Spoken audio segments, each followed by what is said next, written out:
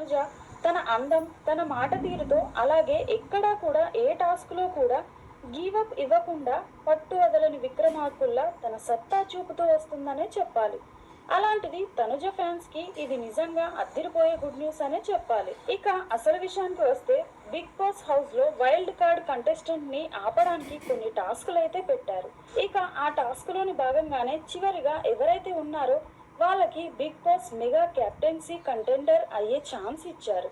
అయితే లిస్ట్ లో ఉన్న తనుజ మాత్రం ఎలాగైనా సెకండ్ పొజిషన్ లోకి వచ్చి మెగా కెప్టెన్ అవ్వాలనేది తన లక్ష్యం. దీంతో మొత్తానికి బిగ్ బాస్ ఏవైతే నాచోరే నాచోరే టాస్క్, అలాగే గ్లాస్ అండ్ థ్రెడ్ టాస్క్ లు పెడితే ఈ టాస్కుల్లో మరొకసారి తన సత్తా చూపి మొత్తానికి సెకండ్ లీడ్ లోకి వచ్చేసింది తనుజ. ఇక ప్రస్తుతం బిగ్ బాస్ ఏం చెప్పాడు అంటే, హౌస్ లో ఉన్న ఎవరైతే టీం సభ్యుల్లో నుంచి ఒక్కొక్కరికి మాత్రమే ఈ వారం మెగా కెప్టెన్సీ కంటెండర్ లో పోటీ చేయొచ్చు అంటూ ట్విస్ట్ ఇచ్చారు. ఇక ఇందులో భాగంగానే Flora, Sanjana mega captaincy contender race లో నుంచి తొలగిపోయారంటూ, ఎందుకంటే వాళ్ళకి 0 పాయింట్స్ ఉన్నాయంటూ చెప్పడంతో సంజన ఎమోషనల్ అయిపోయింది.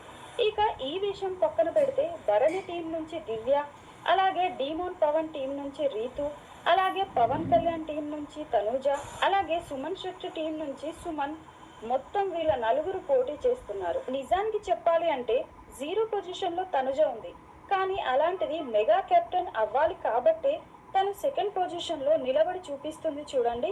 అది కదా అసలైన విజయం అనేది. మరి మొత్తానికి వీళ్ళ నలుగురిలో ఈ వారం ఎవరు కెప్టెన్ అయితే బాగుంటుందని మీరు అనుకుంటున్నారో మీ ఒపీనియన్ ఏంటో కామెంట్ లో చెప్పండి. మరిన్ని లైవ్ లేటెస్ట్ అప్డేట్స్ కోసం చూస్తూనే ఉండండి మన ఛానల్.